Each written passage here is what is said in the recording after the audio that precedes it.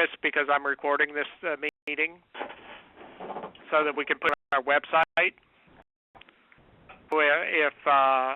If you all know about our website, but it has recordings of our webinars on it, and you can go to that website anytime and listen to the webinars. I know there's several out there for different things, and so this one will be out there in a couple of days. So if you want to review this one, you'll be able to do that. I want to go to the quotes module.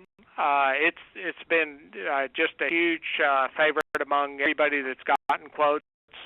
Hopefully everybody that's on the phone has the quotes module. If not, I'm sure you want to sign up for it when this webinar is over with.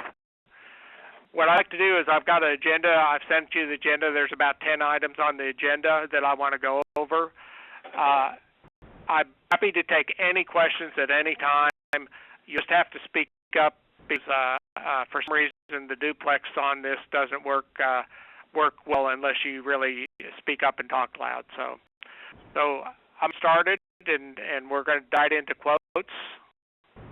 Have a complete menu on their own.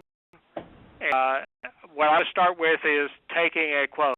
One thing about the quotes module you'll see is if you are familiar with call taking at all, you'll be able to do quotes without a problem after the first quote that you take. When you new quote, it's just like call taking. You just hit on the pound sign, and it gives you a new quote field to enter. This is the description of what kind of quote it is.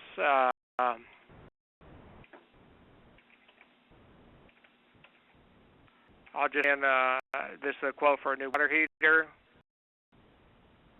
You have an option just like in call taking. If this customer is a brand new customer, you can take the brand new customer information here. Or if it's an existing customer, I'll just pick up this right here.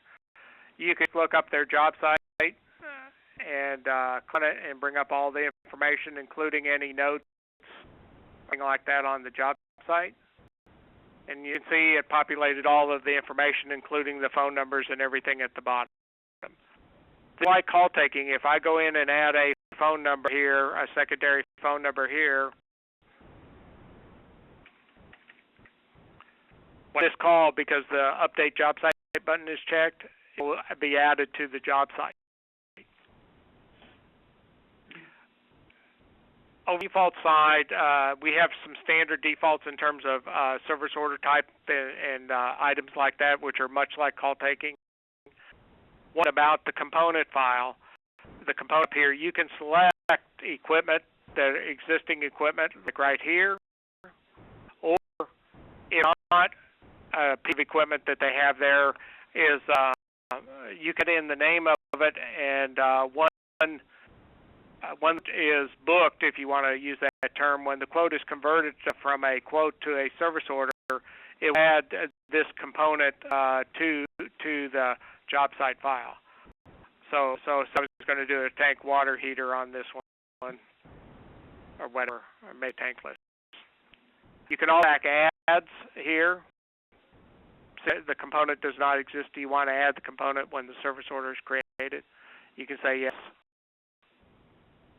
Same track as we have in call taking, so if this came in through an ad, you can use that information there. Branch, same branch. I'll use this as a plumbing branch today.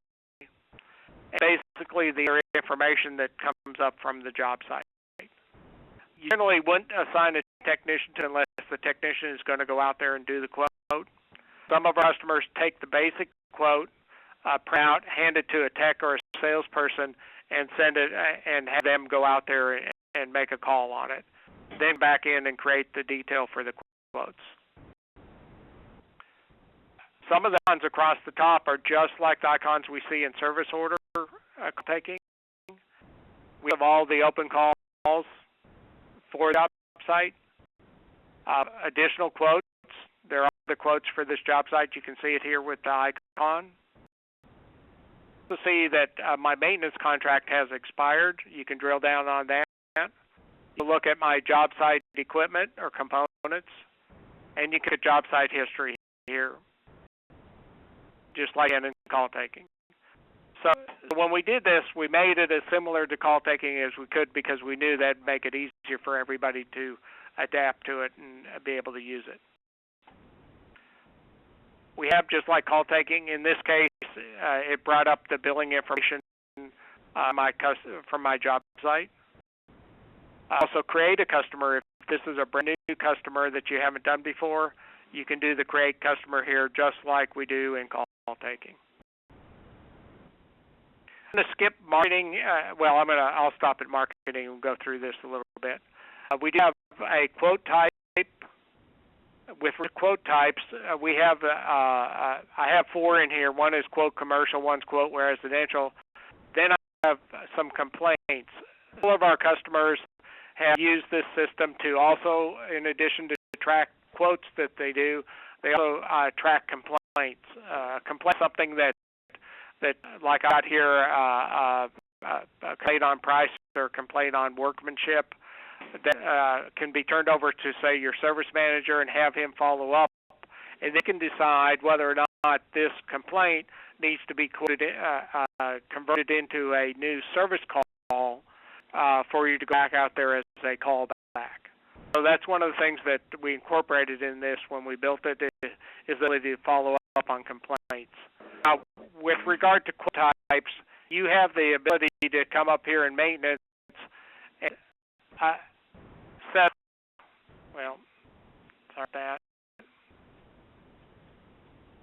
I probably have the ability to set up your own quote types under types right here.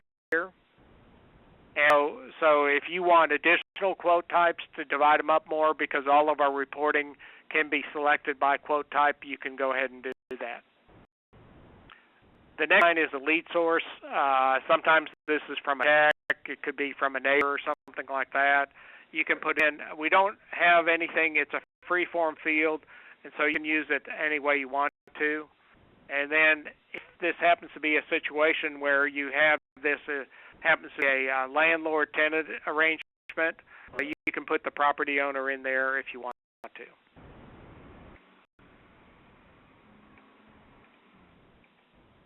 My current system is a 50-gallon gas. Problem, need tankless. Well, I guess I don't need a tankless, but I'll go ahead and put in a tankless water heater. Status here, I start with open. We have statuses that you can also set up additional statuses of booked. Is the status when you create a service call. Abandoned is a status where the customer just decided not to do anything. Lost is one where you lost it to somebody else. And then here's a status where we want to do a tech visit or something like that. Again, status codes are like they are in call taking. You go up here and put in additional status codes just like we do in call taking. Proposed date, we can just default it to today. We have other date field, and then a complete date and a scheduled date, which we'll use later on as we go further along. Generally here on the comments, a description.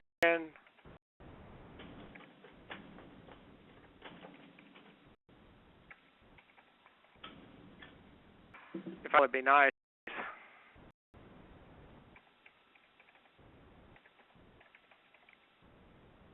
Things are on the tankless. So I'll just install tankless.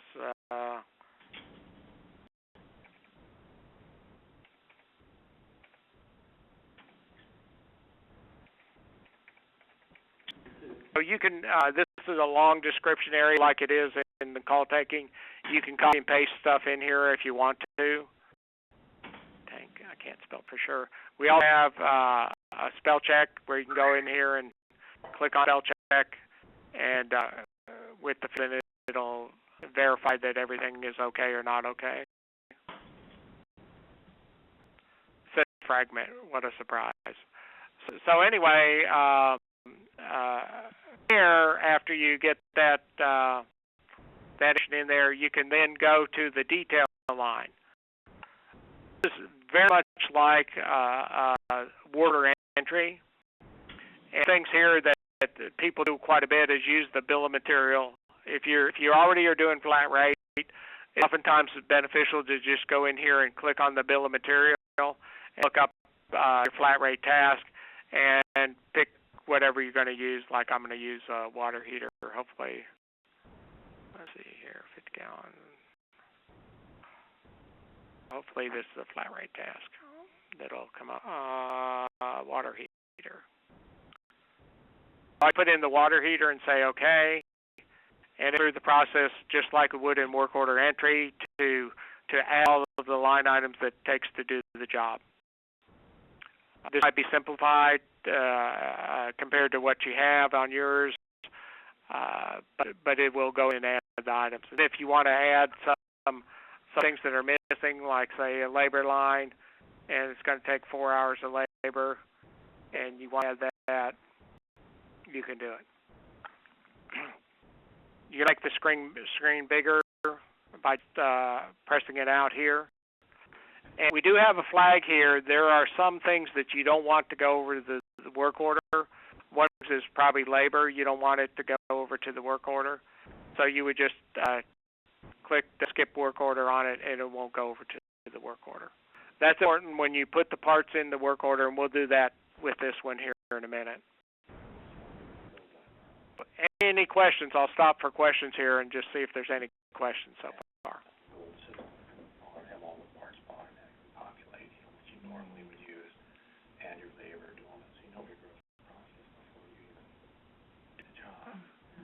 Okay. Again, interrupt me anytime you've got a question, okay? Something that's pretty interesting. I ran across this the other day when I was showing this to another company. One of the things is that actually wanted to do a markup based on cost. I actually wanted to mark up his cost to get to his price, because he'd go through here and he'd get his extended cost or his unit cost from his vendors, and then he would come here at the end and say, well, you want to mark it up, say 1.5 or something like that. Let's see, did I do that right? I'm searching markup.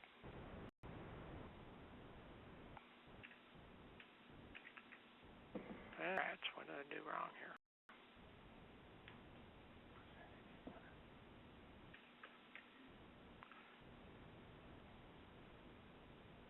Should mark up 1.5 times here. Oh, okay. So mark it up 25%. Let's just use that. So with my cost here of $691.03 and marked it up by 25%, which is $230.34, and my selling price is $921.37. Everyone that is used to taking cost of the product and marking it up to get to the sell price, you have the ability to do it here. You can also do a simple price, which what this does here is it takes the 1819.90, which is the sum of the extended prices here in this column here, and right there. I can mark that up another, say I want to put a little overhead of 5% on it. I can set up 5%, and now my total is going to be $1910.90. And we cost markup where you can mark up additional overhead on the cost of the material too. So back to price, because that's what I'm using. So now I have a total here for this quote of $1910.90.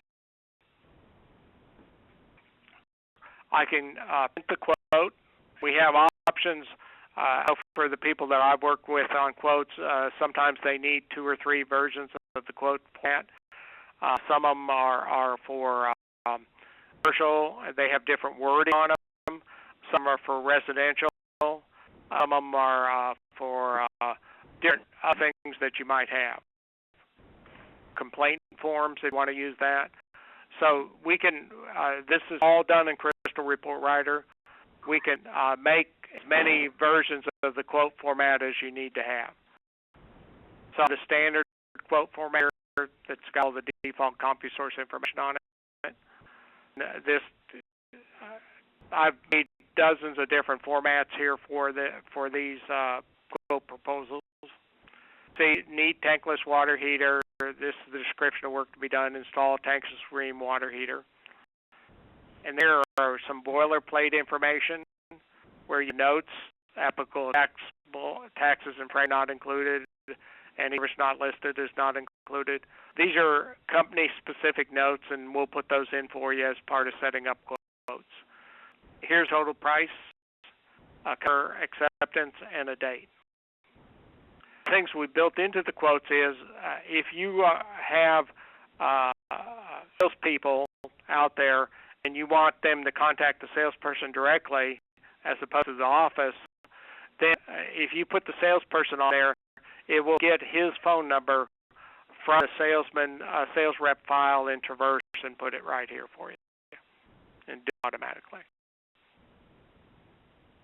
Done some of our customers on commercial, they have to sheet detailed line item of the items they're going to supply, but did not want the part number or the individual cost on there, obviously. Just set this up where it would detail out each line and description of it and how many of those they were going to supply. So all of those features are available for you. That. So any questions on the quote format? I have a question on quote format, Stephen, but I'd like to go back to that markup. Okay, yeah. Let's go back there before we go any further. Okay. I'm not going to try to test my math skills here, but I'd like you to do something for me so I can keep up with something. Yeah. Get a deal. It's just a simple figure of $500. You said 1.5 markup. I think I know what was happening. I just got to conclude. So we have a cost of $500. Can you put 0.5 on there and see what happens to that? Oh, okay. I think we got to do it on margin. Maybe. Well, I want to see the number total is why. See, you know, we did not multiply, so I don't quite get that mathematically. But margin idea? Yeah, I forget who it was. Just last week I had this come up where he wanted to take his cost and add like, say, 25%. I say you had a cost plus job. I mean, it'd be an easy, so however you want to deal with it. But if you have $500 and we're going to mark it up at 1.5, it should be $1,000 at the completion. So how do you get it? You know, the margin did a dividing, but it doesn't. No, it's multiplying. Yeah. So is that can that be manipulated or programmed? Steve asked on the markup stuff. One of the things that I thought it did is I thought it worked like our markup tables. Yes, not though. Yeah, not so. Maybe what we have to do is actually go in here and say I want to do markup table and a markup table and mark it up based on that. At least that was a discovery. Thank you very much. Okay. If you take 691 divided by 0.75, which is a 25% margin, you come up with your 921 figure. Do? Yes. So yeah. If you put 25% there, right, and put 25 there, select margin. This on the back side is saying, okay, take my total cost and divide it by 0.75 to give you 25%. Oh, okay. Goofy the way it's displayed, that's all. Okay. Mechanically, though, the margin is working correctly. Oh, it is doing it to divide by 0.75. Yeah, okay. It's crazy. Yeah, in our effort to simplify, sometimes we overcomplicate. So I apologize for that. And so any other questions on the markup of the margin or anything like that? Question on the proposal format? Yes. There are 3 different types of proposal formats that you want to use. Can you select different types, or do you have to select one type? When you do the preview or the print, it comes up here, and we would have them listed right here for you. Okay, I missed So that. it'd be Proposal 1, Proposal 2, Proposal 3. You just pick which one you want. Got it. Okay. Okay? Yep. Thank you. Okay. All right. In that question, how do you have a secondary page for extended explanation? It automatically goes to the secondary page. Tell me. Let me bring this up real quick, and you tell me what you're looking on. So automatically, based on the size of the scope of work, it'll automatically move to a second page if it needs to. The second page a copy of what the first page is, though, or does it just go to a plain sheet? No, it's got full header information on it and everything.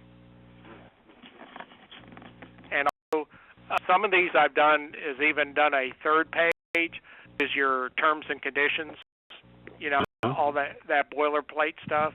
Yeah. And we can put that in on. So what I do is I put down here in the report footer, and it prints on the last page whatever.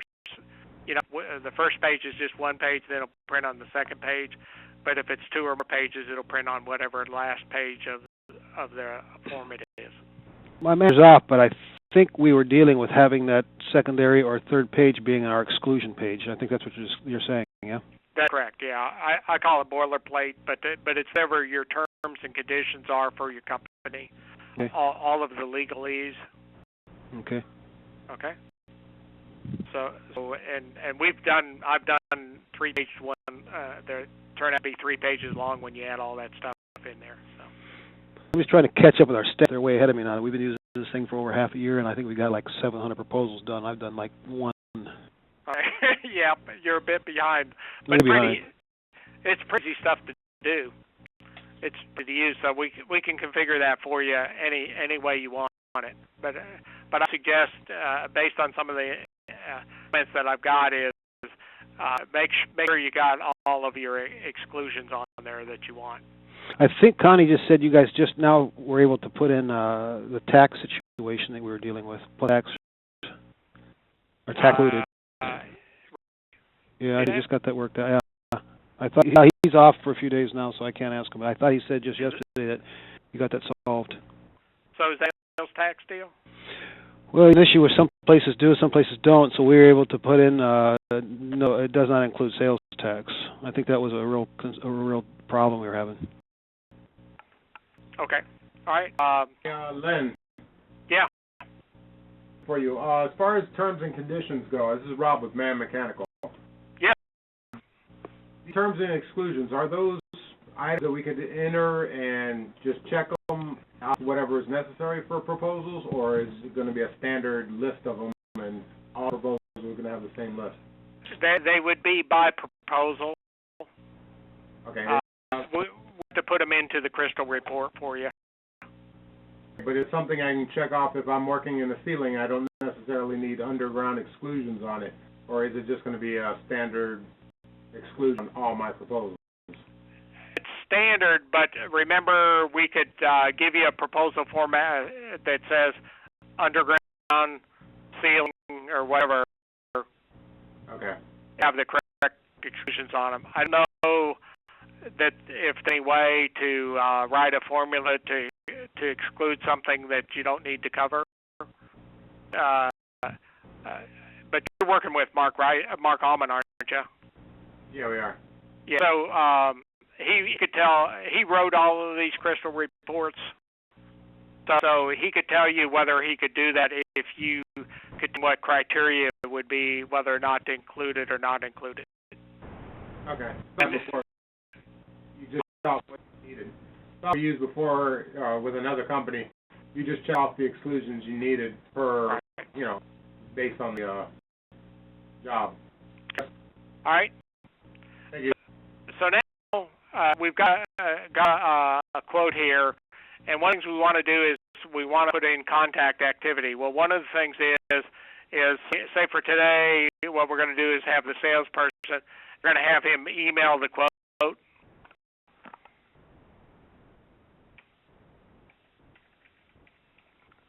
Or take it to him. And on tomorrow, what we're going to have him do is we're going to have him call the customer, customer order. We expect that every time we do a quote. And then you can have a multitude of activity on here. You can make it go out as far as you want to. And activity reports, that what they are is they come up here and I show the open activity that I need to do, and I can pick what date that I need to do it for. Let's see where the date, the contact date. On today's and tomorrow's activity. And I only have one quote that I have to do any follow-up on. You see here it says 1021 email to customer, and then 1022 follow-up call to get the order. And the activities are just like everything else in the system. You can set up your own contact activity. It does provide you with the information to do a follow-up, and then this report has all of the contact information that you need to go ahead and contact them. And I believe, and there's a email on it. So when you're in here, you can click on this email information right here, and it'll take you to Outlook, and you can go ahead and send email. Two questions for you. Yeah. On the activities, you have to recall activities by running a report. It doesn't give you the ability like a Microsoft Outlook reminder. Yeah, we don't have that yet. No, we don't. Okay. And then the question I have for you is regarding the activity description field, how many characters can you put into that field? Is it unlimited or is it limited to a specific number of texts? You know, I don't have that handy, but it's fairly sizable. I don't know if this is a I don't know if it's a what they call an in-text field or not. I can check and see on that and see what the deal is on that. Do you usually put long notes in that? Some do, depending upon what kind of customer feedback we get, yes. A note field up there on the top button bar I see. We do have, just as that's a good point of reference here, you can always, if you need longer fields, you can always put a note in here and then save it, and as soon as you save it, then the note tab just for this particular quote are right up here. Okay, right, that answers the question then. Thank you. So we have a fallback position. Now, if I've emailed this to the customer, I just come in here and check the box and save it. So when I rerun the reports, if I go back in here and the reports open activity for today and tomorrow, you know that activity because it'll say that I've already done it. See how it just shows tomorrow's activity? Right. Okay.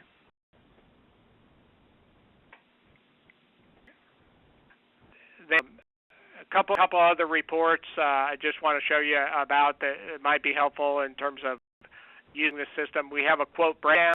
They wanted to print out for this particular quote. Let me do this one. Let me do one that's up here because it's more detailed.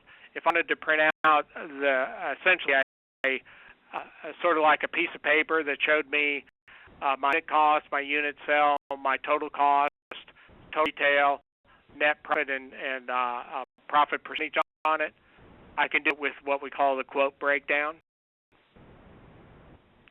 What it does is give, if you have salesmen doing this, and say for instance you have a policy that anything over $10,000 has to have a manager approval, you can print this out and take it to manager, have him approve it before he sends it off to the customer. Okay, just a couple more reports, and then we'll go on to create it. We do quote history, and I have a lot of quote in here. The thing about quote history is it gives us analysis of a bios person. How many dollars did he do? says like here on the quote dollars, and these are drill down fields here because they're in blue. If I double click, it'll let me drill down and see the detail. See this salesman, Jim Kent, he's no longer with us because he only sold $1,800. Well, Greg, though, he sells a lot. It says by year, here, if you see here, it says by year, how many open quotes do I have? How many book quotes do I have? How many did I lose? And again, the loss categories or whatever, you can add to those and it'll show up on this report. And then a 2010 summary here. It says that in total I had done 6 quotes this year for $13,067 that are open. I had 15 for $145,000 or $145,904, and I lost 1 for $1,438. And so my total of quotes, total of 22 quotes for $160,409. In terms of managing what's going on the quotes, we have a powerful tool here for you to use, and it's a matter of you becoming acquainted with it enough that you can go in there and get the information out of it. Okay. Reports, there's a quote listing, and we do it just simply by proposed status. You see here I have just opened open, and you have lots of options to select by here on this, so you can be really creative by what you need. Here's my open quotes as of right now. These are quotes that are open. Open status to me is that we sent it to the customer, but they have not responded or they have not given us approval to go ahead and book it. You can set up additional open statuses. Say you open a quote and you haven't contacted the customer with it. You can change the status after you open it, change it to open, sent, or something like that, and there'll be another status to select by. So you know how many dollars worth of quotes are open, how much worth of quotes have been sent to the customer, how many dollars worth of quotes have had a follow-up on them if you want to do that. I think all of the capability is built in here to handle that. The line is a pretty powerful tool in my opinion. This is the one that goes in here and allows you to analyze. Let me make this bigger so everybody can see it a little bit better. Takes the quotes that you've done and analyzes them once. If you create a quote, which we're going to do here in a minute, create a service call from a quote, and once you build that service call, you then can run this report, and it'll give you what you built it for. Let me make this just a little bit bigger so you can see it here. What quote was quoted for $49.50, what the invoice was $49.50, so there was no variance on this. Then compare the cost estimate to the cost actual, and the profit estimate to the profit actual, and give you an analysis of that information. So, like your case, Steve, that you got 700 out there, you could get an analysis of what you're doing, whatever period of time you want to select it by.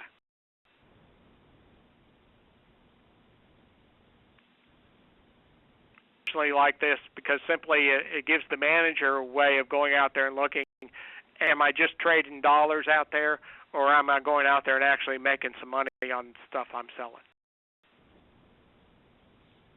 Okay, questions?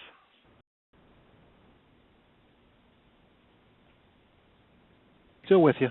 Okay, great. Thank you. One last thing that happens on a quote is we'll hope this to be true. Is the customer calls back and says, hey, Lynn, I want to go ahead and go do that water heater. What we do is we click on the button called Create right here, and with the ability to create a service order, or we actually have the ability to create a job. If you have job costs and you're going out there and say you're doing some kind of big job from this quote, it'll set up the job for you. It'll put the contract amount in the job for you. And then from there you can take it and do whatever you need to on the job cost side. Most of the time it's going to be, you're going to create a service order, and up and says I'm going to create it as a book status, and all I have to do is click OK.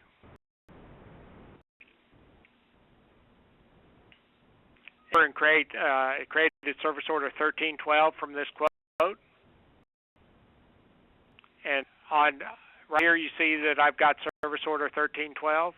All I have to do is click on that, and it'll take me right over to call taking.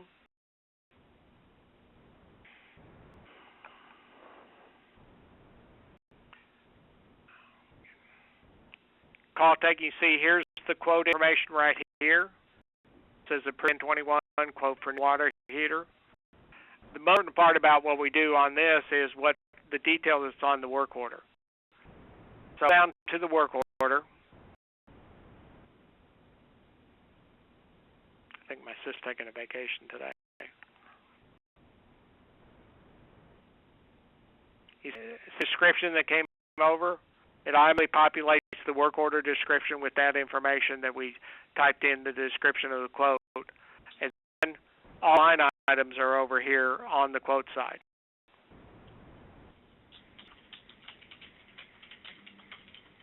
So what happens now is if I need to go order this water heater because I don't happen to have it in stock, and then do a quick PO right here, out here, and pick the vendor that I'm going to buy it from,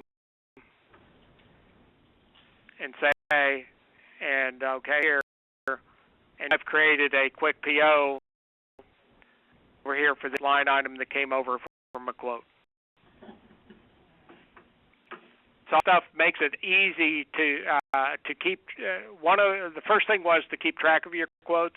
The second is the ability to save your work that you did to create the quote and over to the work order and service order so that you don't have to redo it.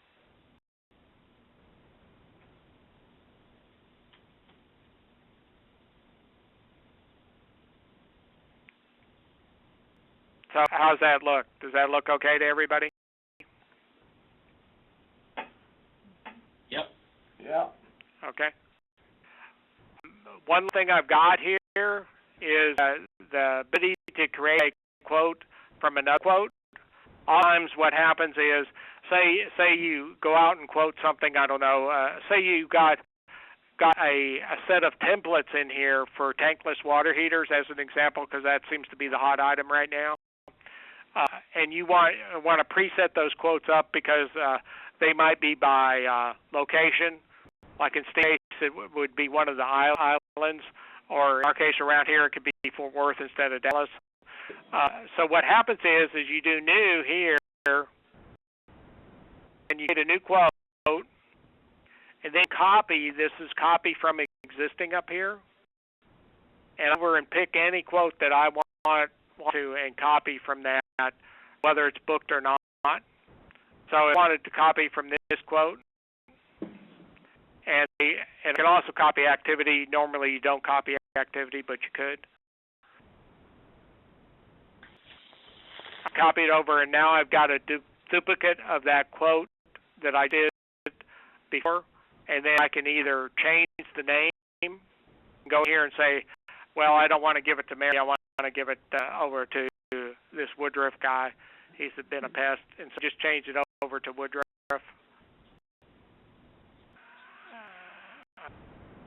Change it over to Woodruff, and now I've got a quote here built for Woodruff. So I made it pretty easy to copy quotes, and so if you like to have quote templates, that'll work really well for you. That's anything I missed here.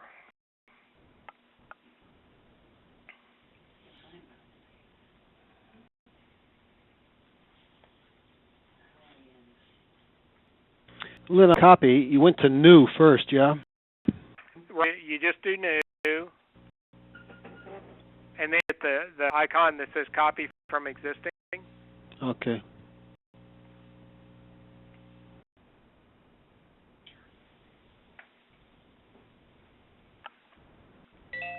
Okay. Yep. Any other questions on the quotes? I'm sort of looking for some feedback or questions I'll be glad to review anything that we've gone over. Thanks. Well, y'all take care then. Thanks for all showing up on time. It made it go really fast. Oh, appreciate it. All right. Guys, take care. Thank you. Bye-bye. Bye.